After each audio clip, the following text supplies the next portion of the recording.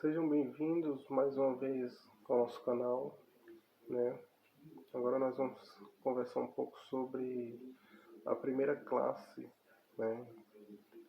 Dos tipos de mitos, né? Chamado de mitos cosmogônicos, né? O que vem a ser cosmogonia, né?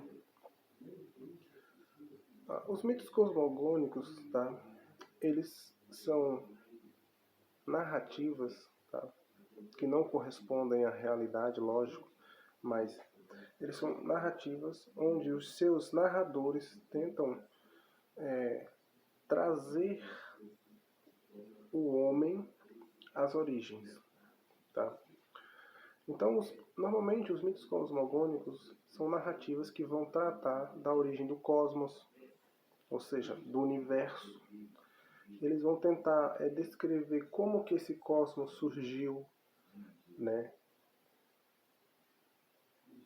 E aí, quando a gente analisa essas questões, entende que os mitos são narrativas da origem do universo, né? De como as coisas surgiram.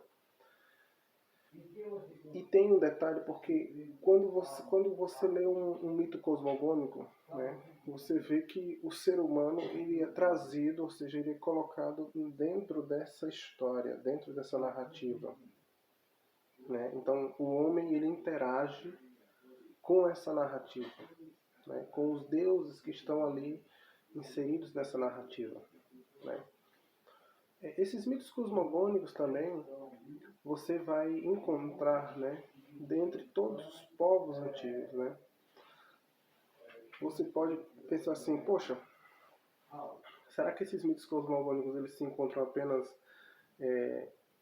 dos mitos não paganismo, né, mas nos povos como somente na Babilônia, no Egito, na Acádia, entre os acadianos, né, entre os sumérios? Não. Todos os povos, desde a antiguidade até hoje, presta atenção, até hoje existem povos que contêm mitos cosmogônicos. Né? Você vai, por exemplo, desde o início da humanidade, você vai perceber que entre os sumérios, os acádios, os egípcios, você vai ver que todos eles têm mitos cosmogônicos. Você vê hoje também, nós estamos no ano de 2023, você vê que existem povos hoje que têm histórias narrativas onde eles tentam explicar a origem do universo, a origem de tudo, a origem das coisas. Então, assim, esses mitos cosmogônicos, eles não são mitos que correspondem à realidade, sabe? Eles não são mitos que você consegue demonstrar que há uma veracidade nessas narrativas. Então, por isso que eles não são, por isso são considerados mitos, né? No aspecto da oposição a uma verdade, né? É uma mentira propriamente dito. Né? Se você pensar de uma forma científica, ou seja, se você pensar se aquilo dali corresponde à realidade, aquilo ali vai ser uma mentira, porque nada daquilo aconteceu. Porém faz parte da cultura humana, né? A nossa cultura como ser humano, como sociedade,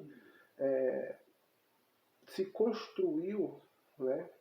Se construiu dentro de várias coisas, mas uma dessas coisas foi a criação desses mitos, para tentar explicar a origem do universo, a origem das coisas, né? A origem de tudo. E você pensa, poxa, vou dar um exemplo para vocês, que é muito interessante, né? E ao mesmo tempo que está ao nosso alcance, né? Eu vou pegar aqui, para vocês verem, ó, a Bíblia hebraica, né? O Tanar. Quando você lê, né, no livro de Gênesis, capítulo 1, versículo 1, vocês vão ler o seguinte: No princípio criou Deus os céus e a terra. A terra era sem forma e vazia, e havia trevas sobre a face do abismo, mas o Espírito de Deus pairava sobre as águas.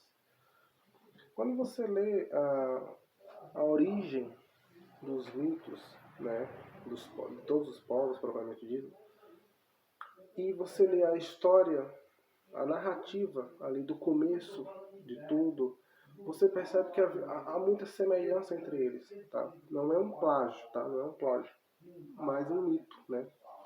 Por quê? Porque aquilo dali não corresponde à realidade, entende? Pelo simples fato de não corresponder à realidade, né? Ele pode ser considerado um mito. Então, você percebe que até dentro da história do povo judeu existe um mito, tá? O mito da criação.